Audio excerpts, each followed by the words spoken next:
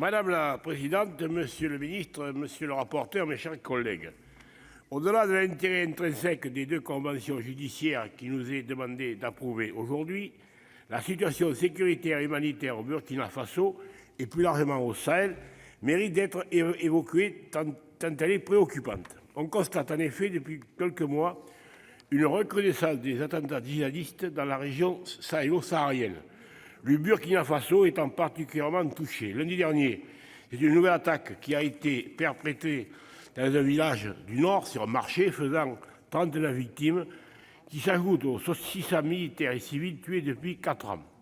On compte aujourd'hui plus d'un demi-million de personnes déplacées, un drame qui pourrait accroître les conflits communautaires qui n'épargnent déjà pas le pays. Je rappellerai aussi qu'il faut s'inquiéter de l'extension de l'arc de crise, le Burkina Faso étant sous le feu des 3 principaux groupes terroristes sur son territoire. 2 groupes attachés à Al-Qaïda sèment la terreur au nord, tandis que l'organisation État islamique dans le Grand Sahara frappe surtout l'Est et le centre-Est depuis 2018. Pourtant, les autorités nationales, régionales et internationales ne ménagent pas leurs efforts. En octobre dernier, l'intervention de la force Barkhane en soutien aux unités nationales du Burkina Faso a permis d'éviter que la ville de Djibo tombe aux mains des djihadistes. Cette opération n'est pas sans rappeler l'assistance portée par la France à l'armée tchadienne l'an dernier pour empêcher l'incursion au Tchad d'une 50aine de pick-up venus de Libye. À cet égard, je salue les actions de nos 4500 militaires présents au Sahel, dont l'engagement, hélas parfois jusqu'au sacrifice de leur vie, permet de remporter des succès militaires sur le terrain. Cependant, malgré l'investissement de nos soldats, il faut bien reconnaître que l'insurrection djihadiste ne recule pas. Les groupes s'adaptent et détectent les fragilités sécuritaires pour cibler leurs actions.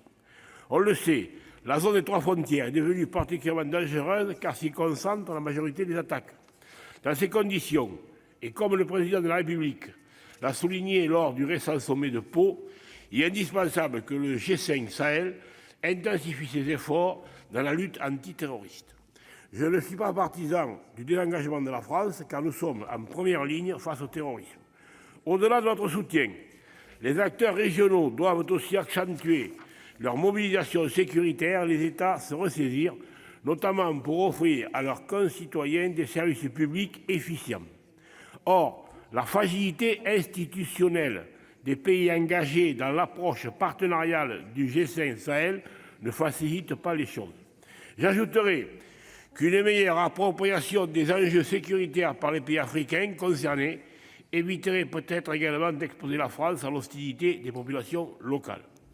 On a vu se répandre depuis quelques mois au Burkina Faso, ainsi qu'au Mali, un sentiment anti-français dont il ne faut pas sous-estimer la portée.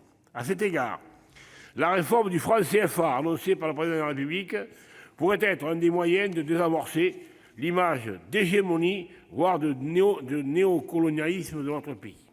Dans le même esprit, la déclassification des archives françaises sur l'assassinat de Thomas Sankara, l'ancien président charismatique du Burkina Faso, est aussi de nature à reconstruire une autre image de la France.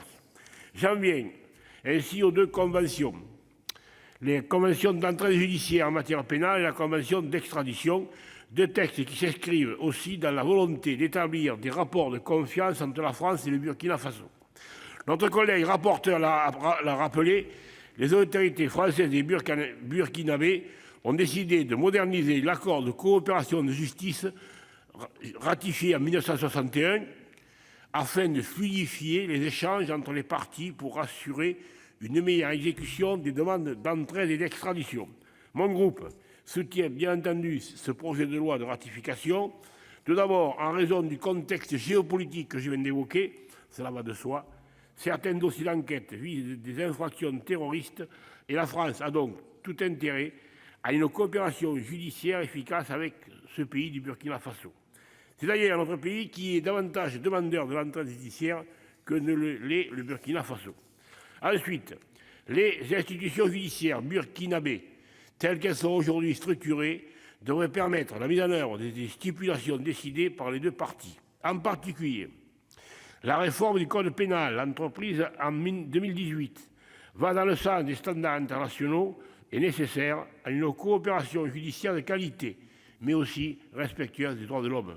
Il faudra néanmoins être vigilant quant à la question de la peine capitale, certes supprimée dans le nouveau code pénal burkinabé, mais encore en vigueur dans certaines lois spéciales touchant au cadre militaire. Sous réserve de ces quelques observations, le groupe RDSE votera ce texte. Merci.